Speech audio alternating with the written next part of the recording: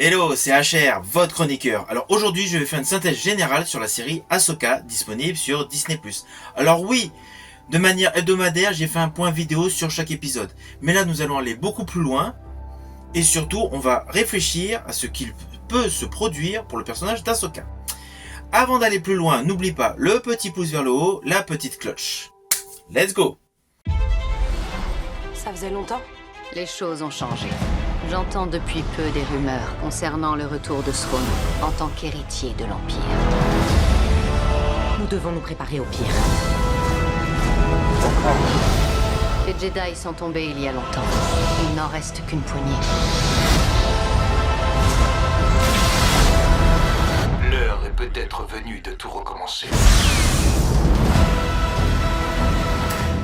Pour apprécier au mieux la série Ahsoka, il faut revoir l'origin story du personnage, qui fut intégralement créé pour la version animée.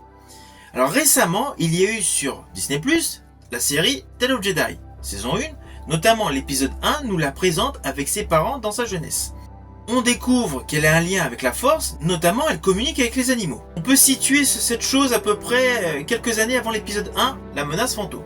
De fil en aiguille, elle est récupérée donc par les Jedi, par le biais de la planète Chili. Ensuite, elle crée avec un ami droïde, Yu Yang, évidemment, vous en avez entendu parler, il est dans la série live action d'Ahsoka. Elle crée donc avec lui un sabre laser vert. Ensuite, elle est dans le premier long métrage animé Clone Wars, où elle se retrouve Padawan avec Anakin Skywalker durant donc la bataille de Christophe VI. Suite au succès de l'animé Clone Wars, il y a eu une série Clone Wars. Bientôt, la galaxie sera remodelée. Les Jedi et la République mourront. Je pressens un complot visant à détruire les Jedi. Prudent, nous devons nous montrer.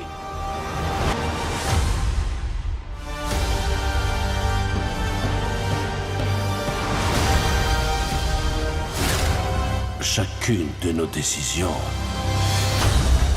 nous a conduits jusqu'à cet instant.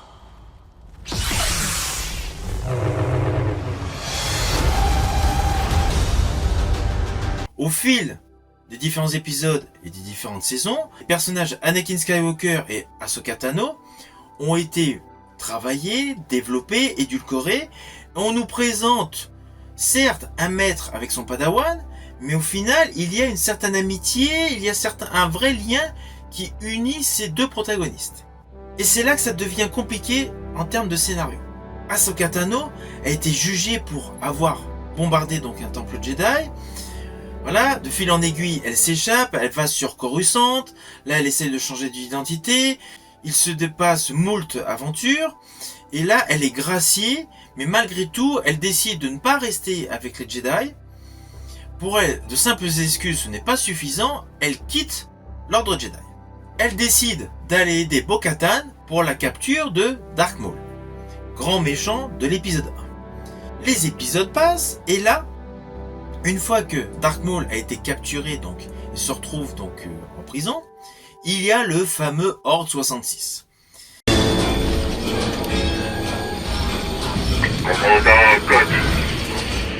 Le moment que nous attendions est venu. Exécutez l'ordre 66. Oui, mon seigneur. Ahsoka, même Rex veut la tuer, elle arrive donc à lui enlever sa puce, qui le contrôle, c'est son allié, il s'échappe, mais surtout, elle est présumée morte. De ce fait, on n'entend plus parler d'Ahsoka. Et c'est là qu'un autre personnage va intervenir.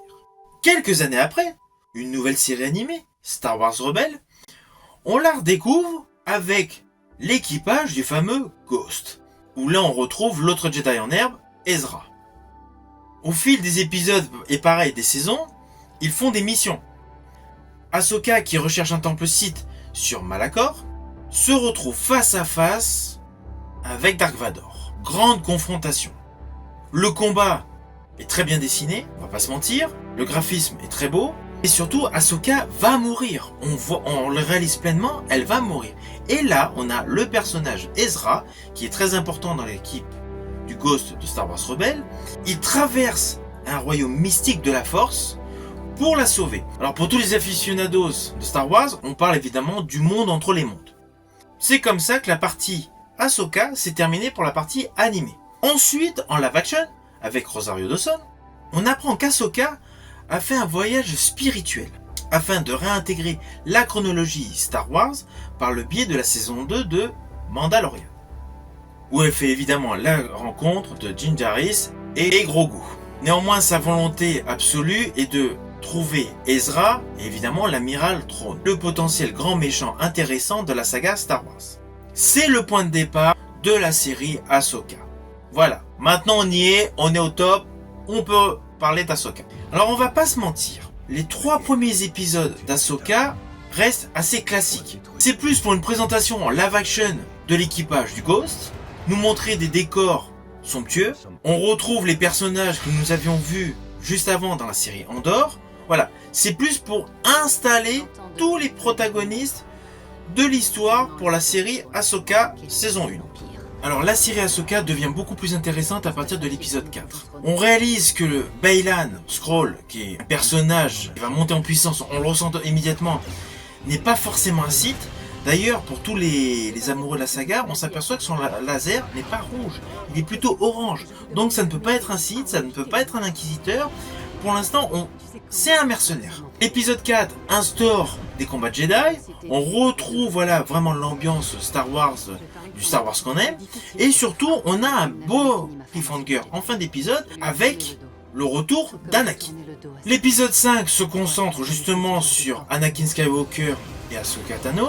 On retrouve des éléments de la version animée, mais qui ont été retournés en live action. Ça rajoute de la profondeur aux 2 protagonistes, mais surtout un historique, pour ceux qui n'ont pas vu la version animée. C'est une plus-value pour ceux qui connaissent l'animé, pour ceux qui ne connaissent pas, ça donne une origin story. L'épisode 6, c'est différent. Alors dans cet épisode, Ahsoka on ne la voit pas, pratiquement pas, c'est juste au début pour une petite discussion. Sinon, ça se concentre essentiellement sur le personnage de Sabine, qui évolue de manière différente. L'autre grosse différence dans ce chapitre, c'est l'atmosphère glauque. Il y a une ambiance très particulière. On ressent vraiment, on change de direction, on change de cap dans la saga Star Wars. Et ça, c'est une grosse première par rapport à ces dernières années. Cette partie est encore supérieure à ce qu'on a pu voir auparavant. Alors l'épisode 7, pour moi, c'est l'apothéose. D'entrée de jeu, nous découvrons ces 3 PO. Voilà. Certes, fin de service, mais c'est top. On retrouve Mon Mothma, on parle de Gideon, l'amiral Thrawn a la part belle, Ezra, on découvre qu'il a toujours la force en lui. On est dans l'esprit Jedi. L'histoire est beaucoup plus convaincante, et puis il y a un fameux duel entre Baylan Skoll et Ahsoka Tano. Que dire de plus? Cet épisode à lui-même a embelli toute la première saison. Forcément, j'avais vite envie de découvrir l'épisode 8. Alors cet épisode, c'est le point culminant de la série. Il est complètement fou. Certes, c'était déjà mes propos pour mon shorts, mais il est complètement fou cet épisode. Nous avons des zombies dans Star Wars. Le truc, mais inimaginable. On ressentait déjà qu'il y avait un côté glauque qui émergeait des épisodes précédents. On se doutait au vu des armures des soldats de l'amiral Thrawn qui semblent être rafistolés avec un petit... voilà, on ressentait bien une ambiance surnaturelle, mais c'est confirmé. Il y a des zombies dans Star Wars. Cet épisode est totalement bouleversé. Nous avons le personnage d'Ezra Miller qui se fabrique son sabre laser. Le postulat de base de la série est complètement inversé. On partait pour rechercher Ezra, et au final, Ezra se retrouve dans la bonne galaxie, et inversement, Ahsoka ne l'est plus, avec Sabine. Baylan, on s'aperçoit qu'il y a une grosse dualité profonde en lui. Résultat, à la fin, il est sur des sculptures qui ne sont pas sans rappeler des éléments de la série animée. Quelles sont ses véritables origines? Quels vont être ses objectifs? L'amiral Thrawn, qui arrive dans la fameuse galaxie où tout l'univers Star Wars était développé. Ça y est, il est revenu. Mais qu'est-ce qu'il va se passer? Le personnage d'Enoch est mis beaucoup plus en avant. Ce personnage, avec son visage qui fait penser aux statues grecques, qui est extrêmement angoissant, une innovation encore, qui peut aboutir vers un autre arc narratif. Que va-t-il advenir de toute cette rébellion? On se pose réellement la question. Certes, je l'ai déjà dit, c'est de la fanservice, mais revoir le personnage d'Anakin Skywalker, pour moi c'est toujours un plaisir. C'est pour ça que cet épisode est l'apothéose de cette première saison.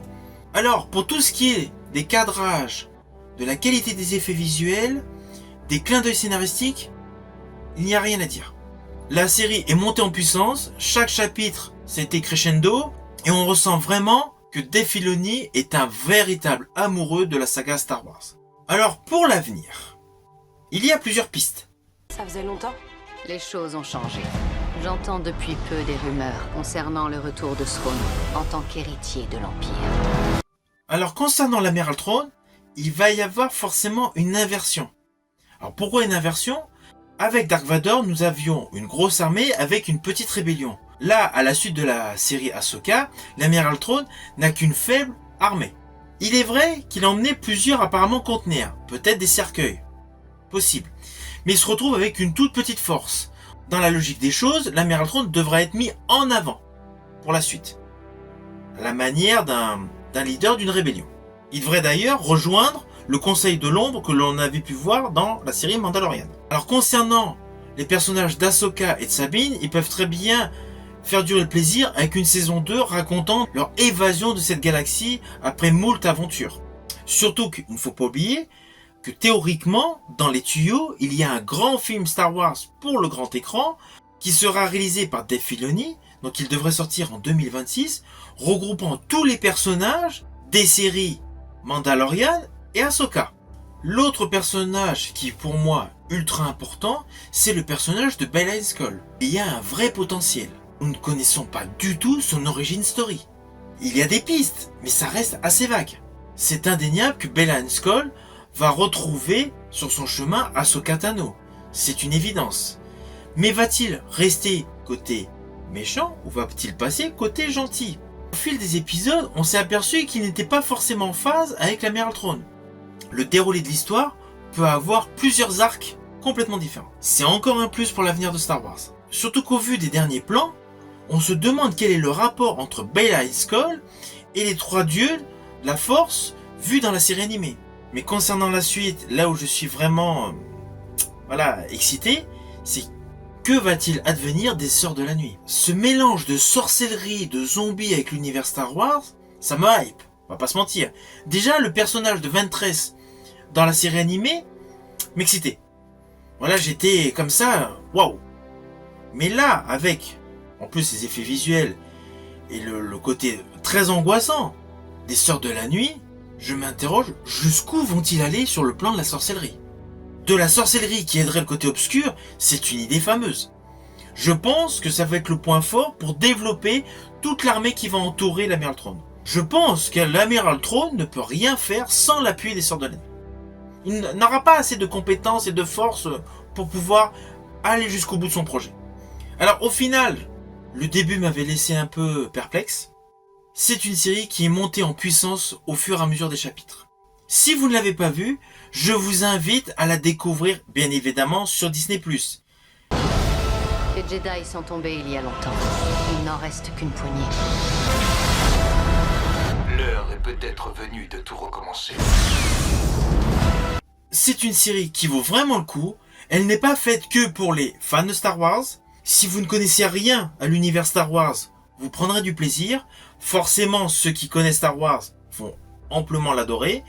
Je pense même que vous allez vous dire « Ah, il nous a pas parlé de tel détail », mais c'était logique, c'est pour vous laisser la surprise. Globalement, j'ai adoré la saison 1 d'Ahsoka.